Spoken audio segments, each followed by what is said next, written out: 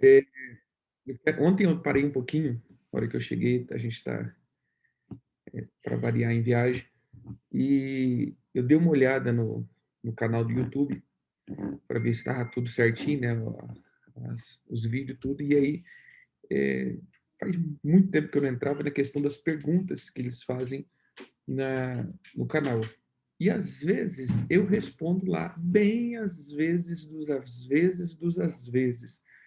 E aí, quando eu vejo que dos às vezes que eu respondi, eu vejo que depois não há uma resposta, porque acho que já faz muito tempo que a pessoa falou, acho que ela até nem vai volta lá para olhar se foi respondido ou não. Por que das vezes dos às vezes? Porque, irmãos, todas essas questões, até colocando aqui, gravando, porque eu quero jogar lá, aqueles que às vezes acompanham, né? Vai ver aí. Todas essas minhas questões de rede social, eu não sou muito ligado. Então, Facebook, Instagram, principalmente mensagem pela mensagem do Instagram. Eu fui descobrir isso daí faz um tempo, né? Tinha uns trocentas perguntas lá. Então, assim, eu não sou muito ligado. É o WhatsApp e Telegram. E Telegram, geralmente, de vez em quando, também, que agora que eu estou acostumando, geralmente é mais o WhatsApp. Mas aí, o pessoal que está, então, nos assistindo e jogando mensagem lá, eu vou tentar, com mais frequência, dar uma olhada lá naquelas perguntas que é colocado no vídeo do YouTube, beleza? Eu vi algumas perguntas lá e... legal. Então, acho que o pessoal não está vendo não, as minhas notificações, que às vezes pergunta, né, a questão de como que faz para participar, como que faz alguma coisa. E é bem, tipo assim, o que que acontece? Até explicar aqui.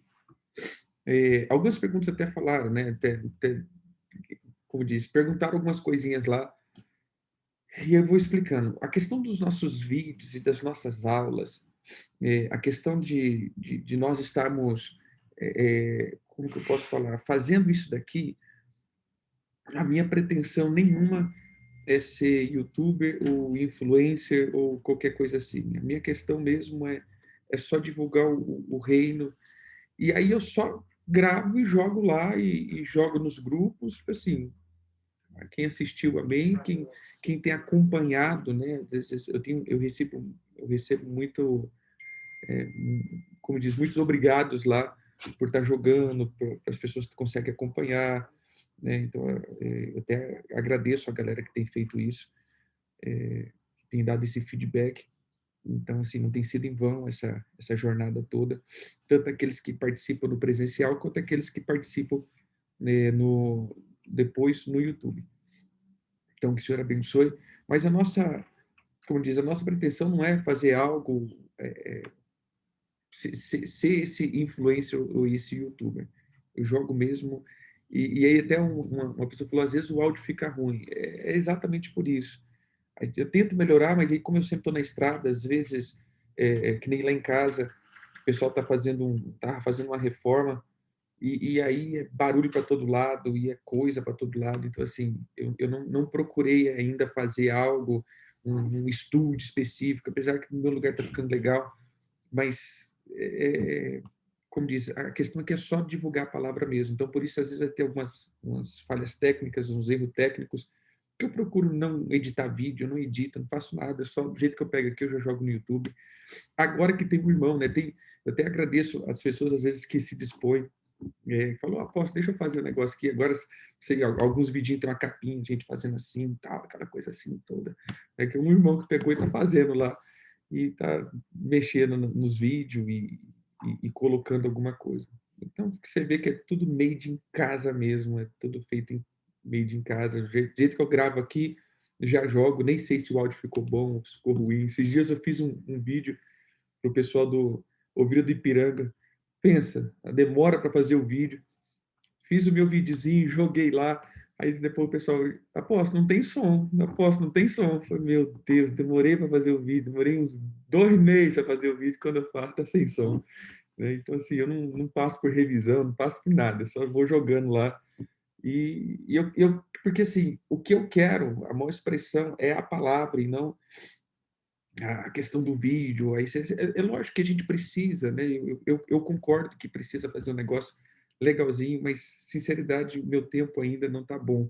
Então, eu creio que daqui uns dias, quem sabe, aí vai ter alguma coisa, né? Tem alguns irmãos que têm feito um negócio bem legal, por exemplo, os podcasts, né? O irmão Daniel, de Goiânia, ele fez um negócio bem bacana. Esses dias que eu entrei lá para ver a questão dos podcasts, dessa outra linha, né? Então, tem ficado muito top das galáxias. Então, tem alguma galera que tem mexido nisso. Outra pergunta, além, né, dos agradecimentos, além das coisas, é por causa o porquê do meu cabelo grande, né? Então, queridos, meu cabelo grande não é moda, não é questão jovial, porque eu sou jovem e eu tenho cabelo grande para tentar fazer alguma coisa para essa geração. Não, meu cabelo grande é um propósito. O Senhor pediu, no começo do meu apostólico, é foi uma coisa que eu pedi, na verdade, desde o início da minha conversão, na minha juventude. Quando eu me converti, eu me identifiquei muito com o livro de sabedoria, no caso, sabedoria no sentido de Eclesiastes, né? Eclesiastes, Provérbios, esses livros que envolviam muita sabedoria. E essa foi sempre uma proposta de Deus para comigo, né? Desde quando eu pisei na igreja, várias profecias lançadas era sempre assim: peça sabedoria, aquele que tem falta de sabedoria, peça sabedoria. Até mesmo no tocar instrumento, eu era muito ruim. Eu sou ruim, mas eu era pior. Né? Eu não conseguia. Irmão, se você já assistiu aquele programa do Chaves aprendendo a tocar violão, era pior do que o Chaves tentando aprender a tocar violão. E aí eu sempre clamava, eu não conseguia me comunicar, eu não conseguia fazer nada. E o Senhor falava isso: peça sabedoria. E aí eu comecei a pedir. Quando eu completei meus 30 anos de idade, nos 30 anos eu comecei no apostólico, eu comecei muitas coisas na minha vida, e aí eu lembro que o Senhor pediu para não cortar mais o cabelo, né, e nem tirar totalmente a barba, e nem cortar curto meu cabelo. Não sei por quanto tempo, mas para não cortar mais, porque ele me daria sabedoria. E realmente, depois dos 30, meu ministério mudou mesmo. Eu pastorei desde os 20, mas nos 30, quando, quando o Senhor começou esse propósito na minha vida. E aí eu não cortei mais curto meu cabelo. Então, meu cabelo é um propósito que eu tenho com o Senhor. Muitos perguntam, é um propósito de nazireado? Não, não tem um propósito de nazireado, porque o nazireu não corta o cabelo, não toma certos tipos não come uva, essas coisas todas. Não, meu não é nazireado, mas não corto o cabelo. De vez em quando eu tiro as pontas, faz acho que uns 2 anos já que eu nem mexo nele, né? Já estou acostumado a não ir no cabeleireiro que já desacostumei mesmo. Então, assim, mas respondendo as perguntas aí, não é moda, é um propósito mesmo o cabelo grande. Amém? Então, a galerinha vai deixando lá e eu vou tentando, nos começos dos vídeos, responder algumas perguntas que for conveniente. Então, vamos lá, queridos.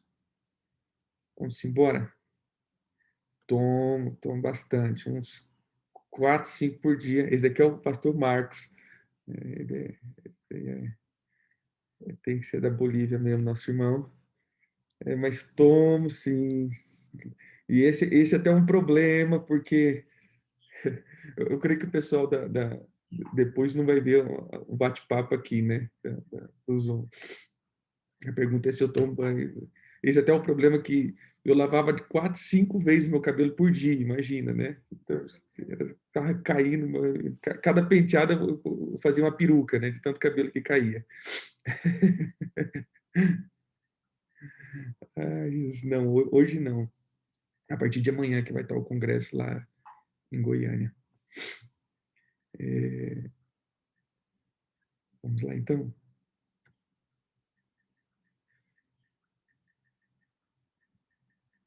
Amém, Maria, amém. Glória a Deus.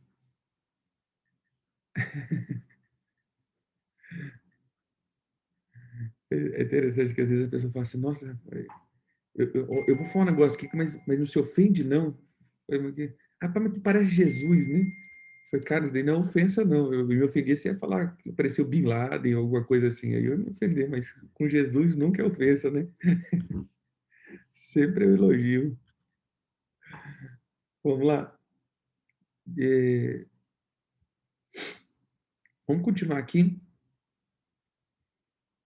Nós estamos há 2 dias, hoje e amanhã, para terminar esse nosso tempo, dessa fortaleza da idolatria. Espero que você tenha, não só gostado, né, mas que realmente tenha surgido efeito na sua vida. E lembre-se, querido, libertação não é um ato, libertação é um processo constante na nossa vida. Todo o tempo seremos libertos de alguma coisa que faz parte da velha natureza. Então, não veja a libertação como varinha de cordão, né? Aquele negócio do escatim-bim-bim. E a minha proposta de fazer isso daqui não é, na verdade, criar uma outra mentalidade para a libertação. Em que sentido? Eu vejo que quando nós entramos nas questões renúncias, muitas pessoas pegaram o hábito de fazer renúncia. Não, eu fiz a pauta lá. Irmão, não, mas eu fiz a pauta. Ah, tá, não, mas eu já fiz a pauta. Então, assim, irmãos, essa pauta, ela não vai fazer, não vai valer, não vai ter validade na nossa vida se essa pauta não for acompanhada de arrependimento. Então, a pauta não tem poder mágico. Eu falo isso até a questão, até pela questão, eu brinco, né? Eu tenho brincado nos nossos grupos de, de mentoria não, nossos grupos de estudo. Eu brinco muito nos grupos que eu falo assim, irmãos, tem grupo meu lá que tem 400 pessoas. 400 pessoas. Mas quando a gente vai para as aulas ao vivo, tem 30, 40 pessoas. Aí depois eu jogo alguns vídeos no site para ficar guardado, para essas pessoas, esses grupos, entrarem e ter acesso. E aí eu olho, depois tem 3, 4 visualizações. Eu fico pensando, 40 pessoas ao vivo e depois 3 visualizações.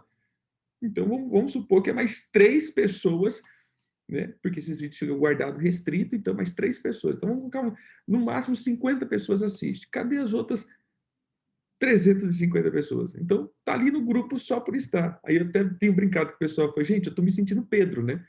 Porque a sombra de Pedro curava. Eu tô sentindo Pedro porque só os meus grupos libertam, né? A pessoa entrou no grupo e já tá liberta, porque nem é algo para você assistir. Então, às vezes, pessoas é assim, pensa que simplesmente o fato de você fazer a renúncia, pronto. Tá, não, fazer a renúncia não te liberta, fazer a renúncia não causa nenhum efeito na tua vida.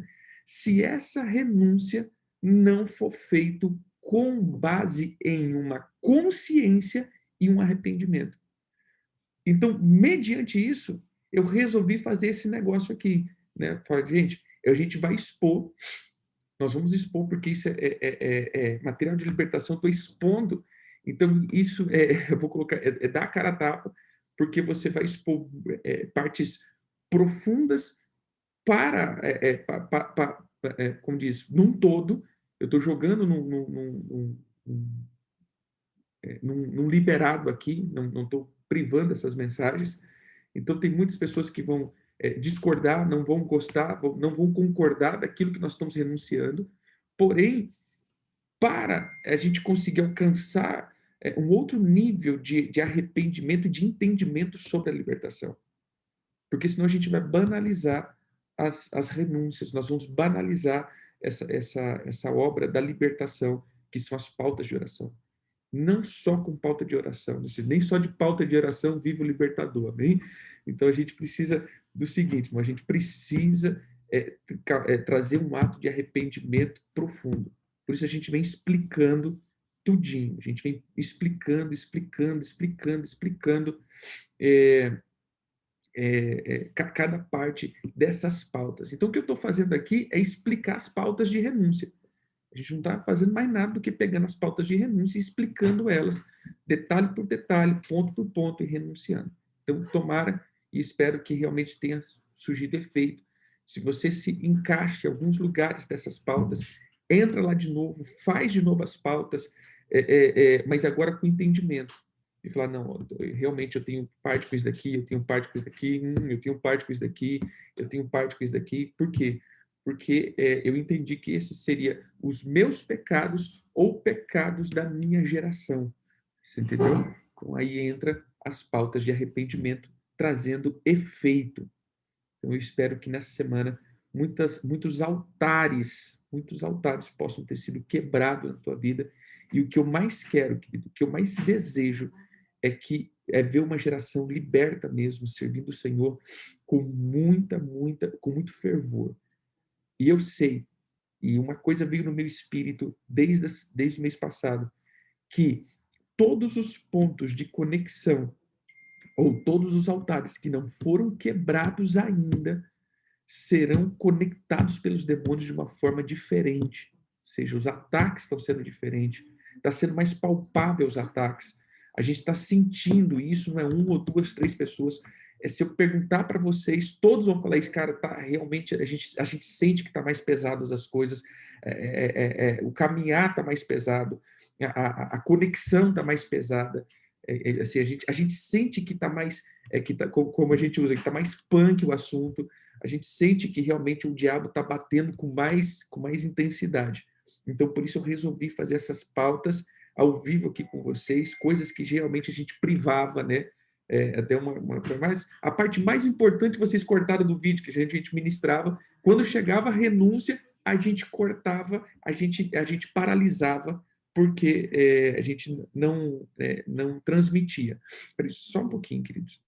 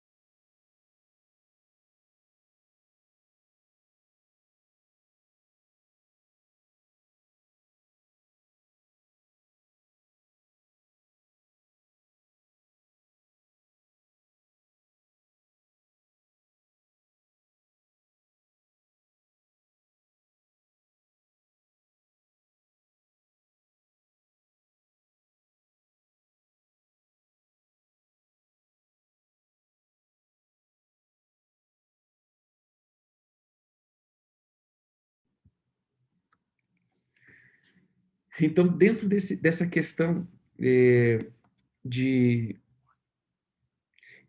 dessa temporada, eu sinto que se nós não quebrarmos algumas influências, algumas frequências, alguns altares que foram levantados nas nossas gerações, vão ser bases de conexão não base de conexão satânica para nos fazer infrutífero. Então, por isso, faça isso com muita ousadia mesmo. Exemplo, eu comecei a ver um ataque sincronizado mesmo, na saúde. Várias pessoas relataram dois sintomas: a pressão aumentando e o coração disparando. Uns 2 meses para cá. A pressão ou sobe ou abaixa e há uma disritmia. E eu fui vendo várias pessoas tendo esse mesmo sintoma. Eu não sei se isso é pós-Covid ou é uma atmosfera que está vindo de ansiedade ou de alguma coisa assim. Então, como diz, nós estamos sentindo ataques bem violentos. Por isso, nós estamos aqui fazendo esse tipo de renúncia. Bem? Vamos lá.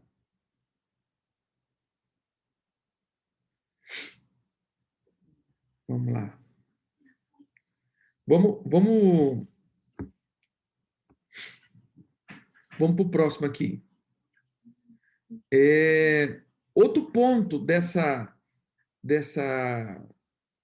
fortaleza. Espera aí, só um pouquinho, moço. Vou achar aqui só um pouquinho aqui. Estou procurando, que me perdi aqui. Vamos lá.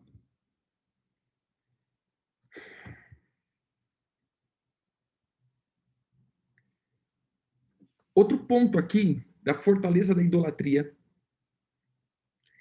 é não gerar não gerar nossa vida ou não gerar todas as circunstâncias da nossa vida em oração e deixar que a obra do aborto espiritual entre na nossa vida. Ou seja, a obra do aborto, tanto físico como espiritual, pode estar ligado aos altares de idolatria, ou à casa da idolatria. A obra abortiva. Então, vamos lá. Tem os abortos que são provocados e tem os abortos que são naturais, espontâneos. Então, a obra do aborto espontâneo pode ser uma obra da idolatria, a casa da idolatria. Também os abortos espirituais. Ou seja, tudo que é construído, tudo que você começa a gerar em Deus, tudo, quer dizer, tudo que você começa a gerar é abortado. Ou seja, você não consegue fluir naquilo que está sendo gerado. Então, isso pode ser aí um resquício das fortalezas da idolatria. Um outro ponto, toda a questão das enfermidades. Ou seja, esses são espíritos de enfermidade que em muitas vezes também é atuante.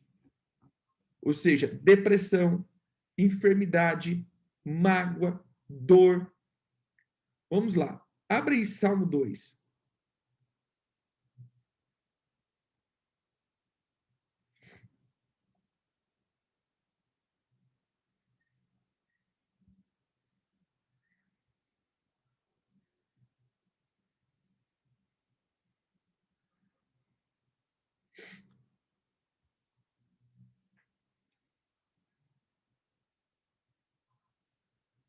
Salmo 2, verso 4.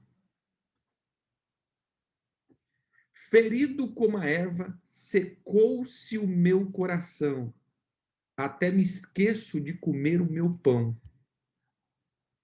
Verso 10. Por causa da tua indignação e da tua ira, porque me elevaste e depois me abateste. 11. Como a sombra que declina, assim os meus dias, e eu me vou secando como relva. Então, aqui pode também ter algum ponto nessa questão sobre a questão da idolatria. Então, aí, Salmo 2, perdão, 102. Pensei no negócio, falei outro. Salmo 102. Essa pode ser, então, uma frequência da casa da idolatria. As flechas de depressão, de enfermidade, de mágoa, de dor. Um outro ponto também, como a gente já tratou no começo, toda casa, exatamente, toda casa que toda a casa da idolatria está regida pelo espírito de Tamuz. Esse é o comando dos flecheiros. Veja aqui, por que o comando dos flecheiros? Abra tua Bíblia lá em Gênesis 49.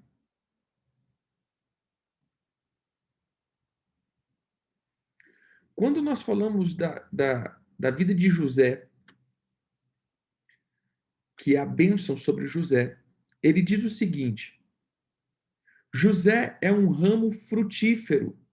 Versículo 22, 49, 22. José é um ramo frutífero junto aos seus galhos, e se estende, e seus galhos se estendem sobre os muros. Versículo 23. Os flecheiros lhe dão amargura, atira contra ele e o aborrece.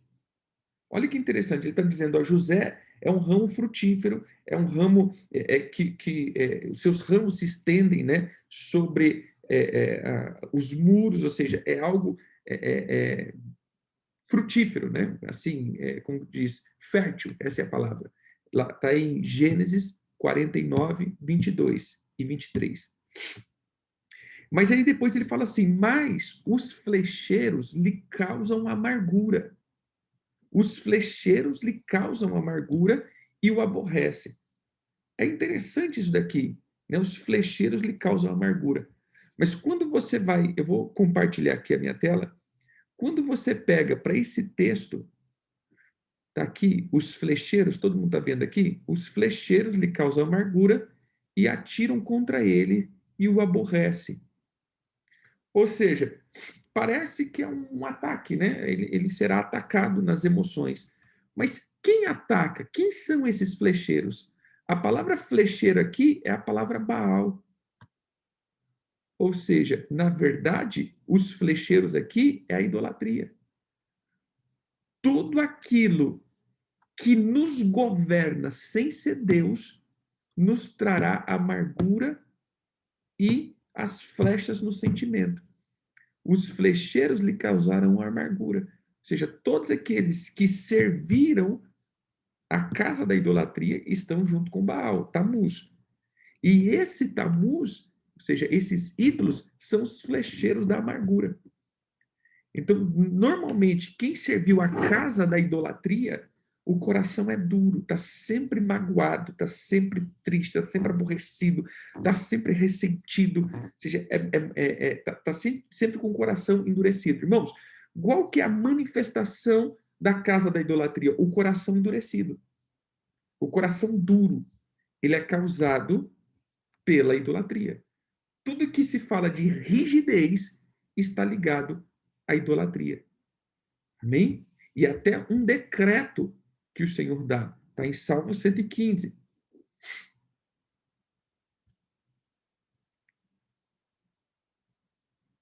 Salmo 115.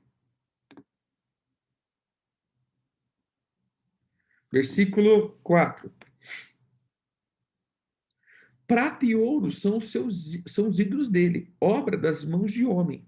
Tem boca e não falam, tem olhos e não veem, tem ouvidos e não ouvem, tem nariz e não cheiram, suas mãos não apalpam, seus pés não andam, som nenhum sai-lhe de sua garganta. Tornem-se semelhante a eles os que o fazem e quanto neles confiam. Então, como assim torne-se a eles? Todos aqueles que serviram a casa de Tamuz ou de Baal não veem, não ouvem, não sentem, não andam, não produzem, ou seja, se tornam improdutivos, se tornam rígidos, não tem juntas. É como que atrofiam as suas juntas. Qual é a questão aqui do ídolo? Ele é inerte, ele não caminha, ele não olha, ou seja, é simplesmente um gesso ali, né? Está engessado. Essa é a palavra. Então, as pessoas que entraram na casa da idolatria, eles se tornam iguais. Então, eles não conseguem se mover no reino, eles não conseguem ver a glória de Deus, eles não conseguem ouvir a voz do Senhor, eles não conseguem sentir esse Deus, eles não conseguem produzir no reino. Amém? Um outro ponto. Normalmente, ou na verdade é um outro ponto da casa da idolatria, é a infelicidade e inferioridade. E, novamente, a vontade de morrer. Por quê? Porque Jesus, sim, fica aprisionado, André. Porque Jesus, ele, é, Jesus é o oposto, né? Como eu estou falando aqui. Jesus, ele é o oposto. Jesus é vida. Todos aqueles que entram no verdadeiro evangelho, eles entram na vida. E todos os que entram em Tamuz, que é o falso Jesus, Tamuz é o falso Jesus, que é o bezerro de ouro, eles entram na atmosfera de morte. Então, normalmente, querido, aqueles que estão na casa da idolatria vão sempre estar ligados a frequências de sepultura.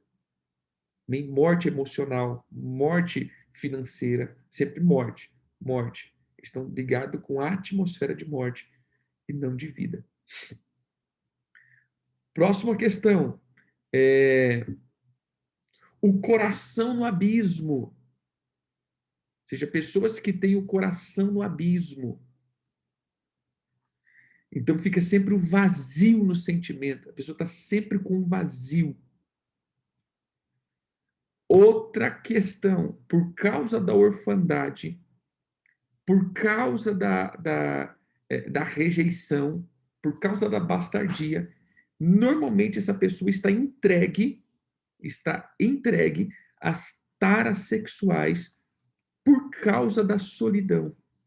Então ela está sempre entregando o coração às pessoas. Então é um descontrole no libido, é um descontrole na palavra, é um descontrole em toda situação. O espírito da idolatria normalmente está ligado a essa questão das taras sexuais. Irmãos, isso é muito forte.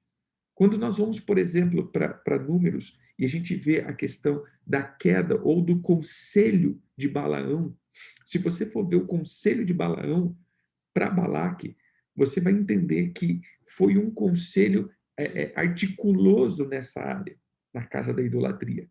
Porque ele foi pago para amaldiçoar, mas o Senhor não deixou ele amaldiçoar, então ele dá o conselho. E você vai ver que uma das cartas da igreja de Apocalipse, você vai ver que ele diz que, ele tinha as pessoas que estavam com Balaão e depois tinha a doutrina de Balaão.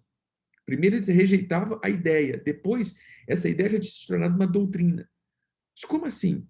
A doutrina ou o conselho de Balaão é fazer com que os habitantes, as prostitutas sexuais, perdão, as prostitutas cultuais entrassem no meio da casa de Israel. Então, elas não tinham só práticas sexuais, elas tinham práticas cultuais. Era um culto, aonde elas faziam sexo de frente das estátuas de Baal, ou de Acera, ou a Xerá, né? Ou de qualquer outro ídolo. Então, eles colocavam os ídolos e se relacionavam. Então, vinha as orgias. Ali vinha todo tipo de orgia. Levantando altares. Como eu disse, eu tenho falado isso, o sangue branco, que é o sêmen, sempre vai ser requerido na idolatria. Amém? A idolatria ela sempre vai requerer o sangue branco. Como a feitiçaria normalmente é o derramamento do sangue vermelho, e tem muito sangue branco, mas a idolatria a gente não vê a questão do sangue branco, vermelho, né? O sacrifício de animal, o sacrifício humano, apesar que lá no fundo vai ter, mas na idolatria em si, eles requerem muito sangue branco, que é o sêmen. Então, muita prática sexual, muita prática do sexo impuro, das orgias, das fornicações. Todas as vezes que a pessoa tem uma sexualidade fora do matrimônio, ele está oferecendo o sêmen dele para os ídolos. Ou seja, quem está naquele lugar são os demônios. O sêmen dessa pessoa está totalmente sendo entregue na casa da idolatria. Esse seria a prostituição sexual. Nós já tratamos isso na contagem do Homer, né? Essa prostituição sexual. Onde, olha como é forte isso, querido. O que era a prostituta cultual? O que é a prostituta cultual? A prostituta cultual, ela não era uma mulher vulgar. A prostituta cultual, no começo, as profetisas dos templos de Diana ou de Milita, elas não eram mulheres vulgares. Não eram. Elas eram mulheres de família. Mas qual era o culto? Como essas deusas eram consideradas deusas da fertilidade, então elas entendiam que para poder ter um casamento abençoado e cheio de filhos, elas tinham que fazer uma oferta na casa de Milita ou na casa de Diana. Elas tinham que ofertar, elas tinham que fazer um sacrifício. Então, o que elas faziam? Como elas não tinham recurso, elas iam para a casa de Milita ou os templos, né, de Diana, esses templos das deusas da fertilidade, e entregava a sua virgindade naqueles lugares. Então, elas consagravam a sua virgindade, ou seja, o sangue da virgindade, elas consagravam a essas entidades, a essas deusas, né, segundo os romanos, segundo os gregos, elas entregavam para poder ter uma família feliz. Então, elas, quando entrava na sua fase de fertilidade, elas iam, então, para o templo e tinham somente um ato, né, de prostituição, entre aspas. Elas iam lá, ficavam ali, então os homens vinham, escolhiam essa pessoa, né, qualquer um que passava escolhia que ia oferecer seu sacrifício, e ela tinha então ali a prática de culto sexual. Depois dali, ela pegava aquela oferta que ela recebia, colocava no templo e voltava para casa, ia constituir família. Mas ela já fez o sacrifício para essa entidade. Então veja, querido, o que nós estamos vendo nessa geração, que o sangue da virgindade está sempre sendo entregue na casa da prostituição, ou está sendo levantado na casa da idolatria. Por quê? Porque já é cultura. É cultura as mulheres e homens já não serem mais virgens para o casamento. É difícil alguém que fala assim, não, eu casei virgem. É difícil nessa geração, vamos colocar de 40 anos para cá, assim, eu casei virgem. Não. Já teve relacionamento. Isso daqui parece só um ato sexual, não. Mas o sangue da virgindade, que é o pacto, ficou na casa da prostituição e na casa da idolatria. Por isso, muitas vezes, depois os casamentos são infelizes, os casamentos são... por quê? Porque foi feito um pacto na casa da prostituição. Amém? Ou na casa da imoralidade, ou na casa da idolatria. Então, tem que ser recolhido esse sangue. Amém? Outro. A base do pecado, qualquer tipo de pecado, ele já é uma base para fortalecimento dessa casa da idolatria. Todo pecado, quem recolhe são os ídolos, porque todo pecado é a desobediência da palavra. E só há desobediência de palavra, ou seja, só desobedecemos quando obedecemos a ordem de alguém. Então, todo pecado é a obediência de um ídolo. Amém? Então, quando eu desobedeço Deus, é porque eu estou obedecendo alguém. É simples. Alguém sempre eu estou obedecendo. Toda a prática do ser humano é em obediência a alguém. Amém? Próximo. As áreas de governo também. Repare, queridos, toda cidade ela é construída com base de governo na igreja matriz. Toda cidade começa com um assentamento de um ídolo no centro da cidade, geralmente. E ali, então, se cresce a cidade. Então, aquele ídolo, aquela pessoa, aquela entidade que foi consagrada àquela cidade, é a regência governamental e espiritual e a regência física dos governos municipais, dos governos estaduais, estão nessa regência também desse ídolo. Amém? Próximo. Como já tratamos, a sedução, a avareza, né, que é a sedução da riqueza, a sede do poder, a sede de anseio de crescimento, também está ligado à idolatria. Lembre-se, o que é a avareza? É o anseio e o amor e o apego a algo. E não só ao dinheiro. Tem muitas pessoas que é avarenta no sentido, por exemplo, das suas amizades. Né? A avareza é esse reter, não só dinheiro. Eu vejo a avareza de vários níveis. A pessoa se passa a ser egoísta, a pessoa passa a ser possessiva. É meu. Então, isso se torna um coração avarento, né? Que não compartilha, não confia, não crê em Deus. Né? Próximo ponto é o sono espiritual, a letargia. Irmãos, aonde tem muita idolatria, tem letargia. Quem já foi em celebrações da igreja romana sabe disso, né? É aquela coisa ali que você fica naquele... parece... É um mantra, na verdade, né? Começa aquela coisa e as pessoas ficam letárgicas. Irmãos, toda letargia no teu ministério, preste atenção no que eu vou dizer. Ministério letárgico. O que é isso? A pessoa está sempre em lentidão na obra do ministério. Ela começa a fazer, mas ela não rompe, ela está sempre desanimada, ela está sempre, ela não consegue, ela não tem vida, ela não tem garra para fazer as coisas, ela está sempre sonolenta para fazer a obra de Deus. É a casa da idolatria. Ou seja, se você não tem força para fazer a obra de Deus, começa a renunciar à casa da idolatria, porque é eles que estão trazendo o sono espiritual. A atmosfera desses espíritos traz um sono espiritual. E esse sono espiritual faz com que as pessoas não prestem atenção na verdadeira palavra. São os roubadores de palavra. Tem duas coisas, gente. Tem duas coisas, é bom, né? Tem dois pontos. Nós vamos entrar aqui. Eu vou entrar mais especificamente quando nós tratarmos da fortaleza da nova era. Presta atenção aqui. Você já viu aquelas pessoas que chegam no culto? Eles assim, chegam no culto, na celebração, perdão, chega na celebração, aí estão aqui. Aí, de repente, eles começa a palavra, ele dorme. Parece que desliga ele.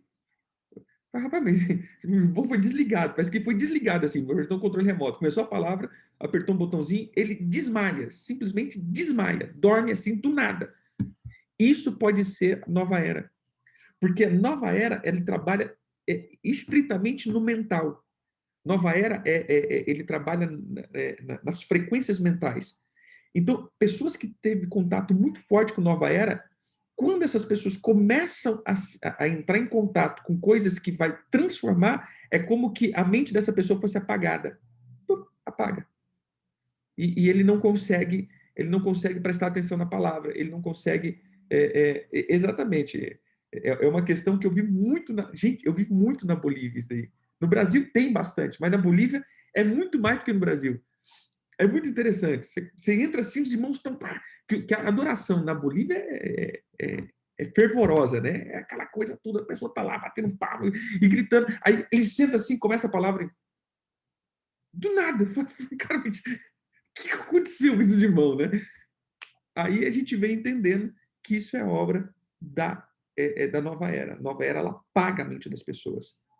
As pessoas entram simplesmente num estado de desligar. É desligar dessas pessoas. Então, pode ser. E como a gente sabe que a idolatria, a nova era caminha junto, mas a nova era, ela trabalha muito isso. Então, a letargia. Outro ponto, a desconfiança.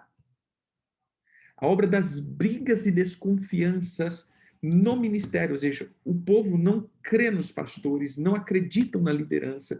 Ah, mas meus pastores é assim, é assado.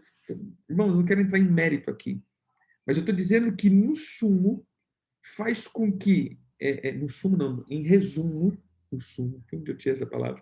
Em resumo, a casa da idolatria, ela vai causar sempre a discórdia. Irmãos, a casa da idolatria sempre vai causar discórdia. É o contexto da discórdia, da confusão. Amém? Então, onde tem muita confusão é porque tem idolatria. Tem o coração da idolatria. Vou dar exemplo aqui. Quem viveu em igrejas de crescimento explosivo vai entender o que eu estou dizendo. A pessoa começa, de repente, ela começa um ministério, ela fala, uau, o Senhor me deu um chamado. Aí ela começa com o coração puro, juntando as pessoas, e vamos, e aí grupo familiar, grupo disso, aquele negócio todo, e aí tudo funcionando, tudo começa a funcionar, as coisas vai, a igreja começou em um ano, já está com 100 pessoas, daqui a pouco está com 200, com 300, aí entra a idolatria. Não, rapaz, porque a melhor igreja dessa cidade é a nossa, porque nós somos o melhor ministério, porque nós somos o melhor. Ou seja, entrou a idolatria. A hora que entrou a idolatria, começa a confusão na igreja. Aí começa as brigas de grupo, começa a briga de não sei das quantas, e briga para todo lado. Daqui a pouco, tá meia dúzia de pessoas ali patinando para tentar. Aí vira aquele negócio todo, vira aquele bezerro de ouro, vira idolatria à placa, vira idolatria à visão ministerial, vira idolatria não sei o quê. E a hora que vira tudo isso, acaba. Quem já viu esse filme acontecendo, não uma, duas ou três vezes, vai entender o que eu estou dizendo. Então, onde tem idolatria, tem confusão. A casa da confusão e da desconfiança. E, por último, nós vamos ver aqui a opressão, a nuvem de opressão. Aonde é estabelecida a idolatria, sempre tem uma nuvem de opressão. Bom, agora, até mesmo eu creio que a maioria de vocês vieram do catolicismo. E mesmo que dentro do catolicismo entrou dentro desse contexto de estar ali, das orações, das rezas, mas passe em frente de uma imagem para você ver se não dá um trem ruim. Né? Dá um trem ruim, parece que tem 15 gente te olhando, parece que aquela imagem tem um olho que vai te olhando junto, assim, não sei se vocês já sentiram isso, mas é um lugar opressivo. Onde tem a idolatria, tem uma opressão, tem um trem diferente, é um trem esquisito, né? É um trem totalmente esquisito, porque a idolatria ela vai sempre gerar uma atmosfera de opressão em uma cidade e também nas famílias. Amém? Então, a gente precisa aí quebrar essas nuvens de opressão. Como eu quebro? Com a adoração. A adoração é o maior rompimento com a idolatria, porque os idólatras, mas o idólatra tem adoração ao ídolo. Não, a verdadeira adoração, querido, é no espírito. Então, a adoração em si, não os mantras, a adoração é o que confronta a idolatria. O idólatra, seja da igreja de Roma ou seja da igreja evangélica, eles não entram em adoração, porque a adoração é para filhos. Somente a atmosfera de adoração. Por que muitas vezes as pessoas não conseguem participar de adoração na igreja? Na adoração eles vão beber água, eles vão no banheiro, porque eles estão no espírito de orfandade. Somente os filhos conseguem se prostrar diante do pai. Os órfãos não conseguem. Eles gostam dos rituais e não da verdadeira adoração. Eles não têm esse fluir. Então a gente precisa aí quebrar isso. Bem? Terminamos então hoje.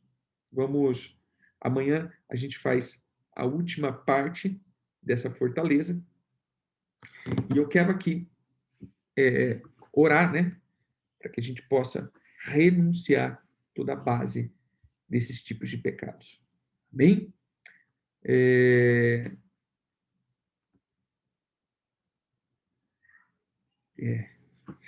Os ataques estão mais complicados.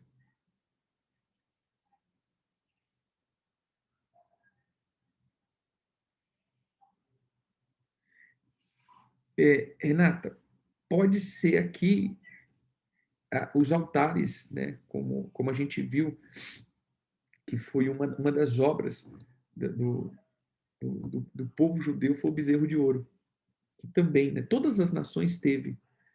Uma das bases aqui da idolatria foi os bezerros de ouro. Onde os judeus sempre caíram foram nos altares a Baal. Né? O Senhor, se você pegar ali, tem sempre altares a Baal feito. E a religião, o ortodoxismo, ele vem dessa questão de Beuzebu. Toda a obra da religião é Beuzebu. Cada um nas suas esferas. Né? Os ocidentais dentro dos cultos marianos, ou seja, das rainhas do céu, e os orientais normalmente está ligado aos Baais. Então você vai ver, você chega para... É interessante isso daqui. Se você pegar para as nações ocidentais, ele está sempre ligado às Marias. Se você pega as orientais, ele sempre está ligado aos senhores. Exemplo, o islamismo, Alá. O budismo, Buda. Né? O japonês, as coisas, Buda. E quando você vai para o judaísmo, aí tem a ortodoxia, né? Essa rigidez da lei, né? Então, acaba sendo um outro ídolo. Eu creio, concordo com a lei moral de Deus, mas aí entra as práticas dogmáticas. Então, pode ser um ponto aí das questões dos líderes, né, da inflexibilidade do coração. Porque, assim, onde saímos da idolatria? Quando entramos em Jesus. Lembra que eu vim explicando isso? Sem Jesus, nós não acessamos Deus. Quando a Bíblia diz assim, quando o Senhor diz sobre a prática do judaísmo na igreja, na igreja na igreja de Apocalipse, as igrejas de Apocalipse, tem uma que tinha a prática do judaísmo. Qual é a diferença que eu coloco aqui? Uma das coisas é a base hebraica da fé. A nossa fé é hebraica, não é grega. O nosso Deus é de Israel, o Deus de Israel. O nosso Messias era um judeu. Os 12 apóstolos eram judeus. E a igreja começa em Jerusalém. Então, aqui mata tudo. Entendeu? Não tem como tirar Israel da jogada. Israel foi o negócio central ali, onde começou. Ah, apóstolo, mas isso foi... Não, a ideia é a base, querido. E o próprio Senhor Jesus, não jure pelo céu, que é trono de Deus, não jure pela terra, que é o lugar que ele apoia os seus pés, não jure por Jerusalém, que é a cidade do grande rei. Então, o Senhor, ele estabelece pontos. Não tem como a gente negar isso. A nossa fé é plenamente hebraica. Se você tirar a fé da cultura hebraica, você matou a fé. É a mesma coisa você pegar um cacto e colocar ele para viver na água. Não tem. Ou você pegar uma Vitória Régia e falar assim, eu vou te criar agora no deserto. Não tem, queridos, não tem. O ambiente de uma planta, ela precisa de uma terra. E o cristianismo, ele vem junto com a prática hebraica, cultura hebraica. O problema é a cultura judaica. A gente tem que diferenciar aqui. A mentalidade hebraica é a raiz, ou seja, a nossa fé começa lá em Abraão, né, que é o descendente de Abraão, como ele diz, que é Jesus, e nós somos benditos em Jesus, que é descendente de Abraão. Então, em Jesus, nós tomamos posse das bênçãos de Abraão. Porém, quando nós vamos para o judaísmo, nós vamos ver que é a tentativa de alcançar o eterno fora de Jesus. Ou seja, por que o judaísmo é ruim para nós? Porque eu vou tentar alcançar Deus sem Jesus. E Jesus, ele é bem enfático. Ninguém vem ao Pai se não for por mim. Então, onde vai? É você tentar, aí você vai proclamar as virtudes de Yahvé, do Eterno, de Yahweh, e aquela coisa toda, e pá, mas é bonito, a gente já pegou caso desse, mas olha, eu não estou fazendo nada de errado, só fala de Deus, sim, só fala de Deus, porém, só fala de Deus sem Jesus. Se tirou Jesus, meu irmão, e a gente tem visto isso, o apóstolo José tem falado muito isso, cuidado, cuidado, porque o que acontece? Muitas pessoas, muitos apóstolos que vão para essas excursões em Israel, aquela coisa toda, depois de 2, 3 anos está negando Jesus. Está negando Jesus.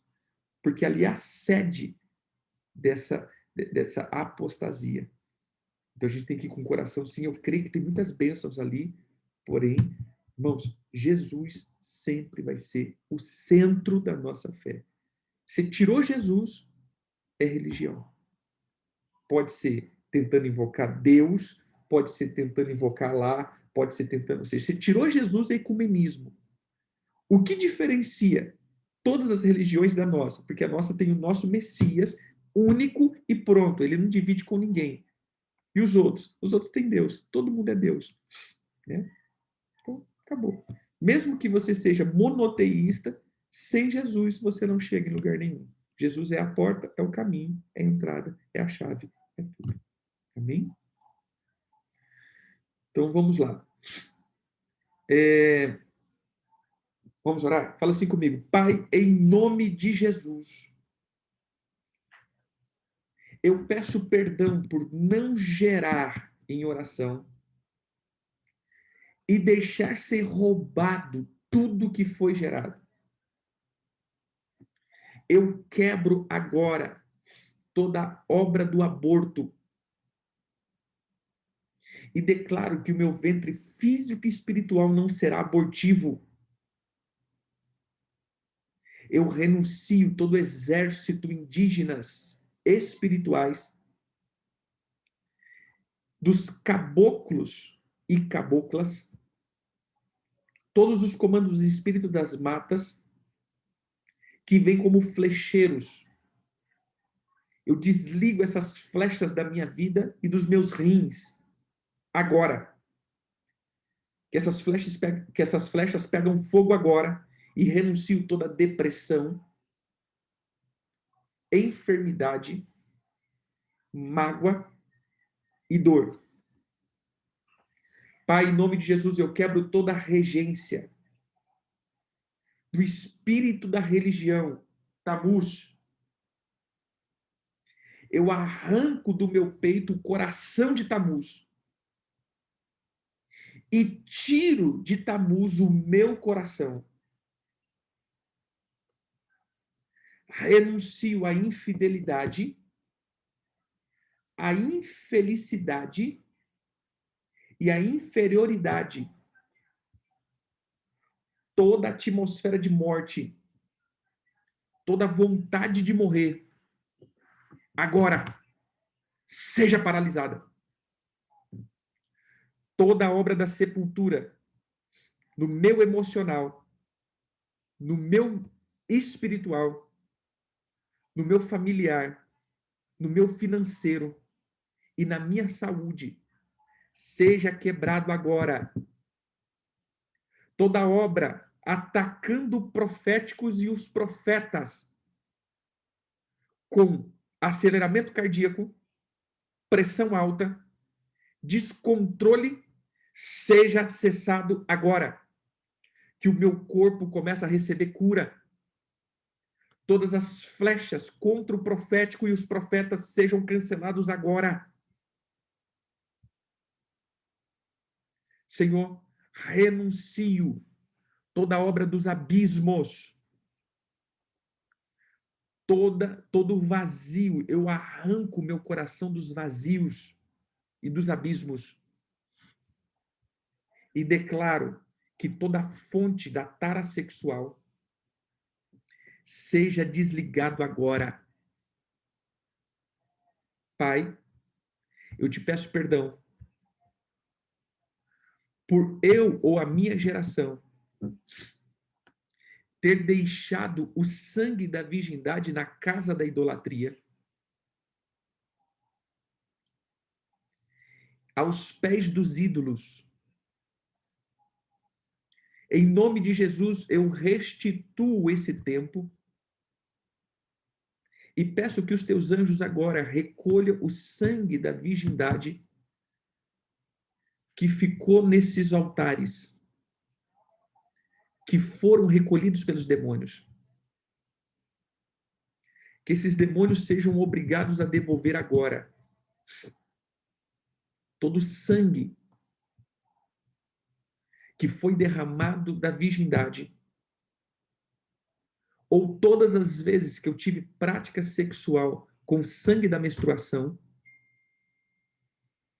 eu peço que esse sangue seja recolhido agora e colocado no altar do Senhor e santificado. Senhor, comece agora a destruir todo desejo carnal gerado no meu ventre. Que o meu ventre comece a pegar fogo agora e ser limpo. Todos os altares demoníacos sejam queimados e destruídos no meu ventre. Em nome de Jesus. Eu tiro o meu coração dos lugares de ansiedade. Que seja limpo agora as colunas da minha geração. Que seja limpo desses descontroles do libido. Senhor, me perdoe por todo o pecado que é a base de culto das gerações a essas entidades. Eu anulo sobre mim a ansiedade da riqueza, da sedução da riqueza, pelo desejo de poder e toda fonte espiritual fora de Deus. Quebro sobre mim a letargia, quebro sobre mim agora o sono espiritual,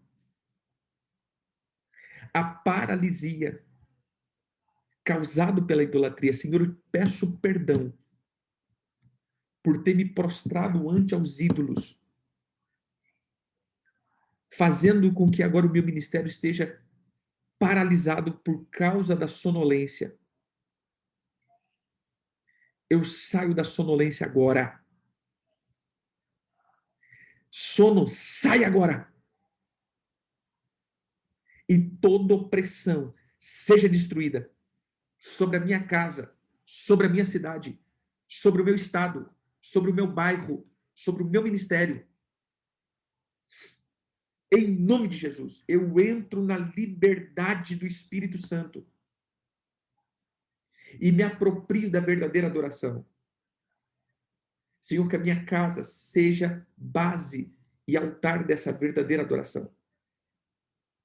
Em nome de Jesus. Pai, eu oro pelos teus filhos agora, declarando fogo. Fogo, fogo, fogo, fogo. Que o Senhor possa liberar, Senhor, em nome de Jesus, o fogo consumindo esses altares. Continuamos, meu Pai, nesse quarto dia, renunciando todo o altar da idolatria. E eu declaro, Senhor, na conjuntura apostólica, que os teus anjos começam a fazer as varreduras desses irmãos que têm renunciado e colocado o seu coração diante do Senhor com sinceridade. Que tudo aquilo que era a base da idolatria seja destruído. E agora, aonde eles estiverem presos, eles saiam agora em Cristo Jesus. Declaramos fogo e que eles sejam livres e que eles sejam santificados em Cristo Jesus. Em nome de Jesus. Amém. Amém. Amém. Queridos, Deus abençoe. Até amanhã. Amém.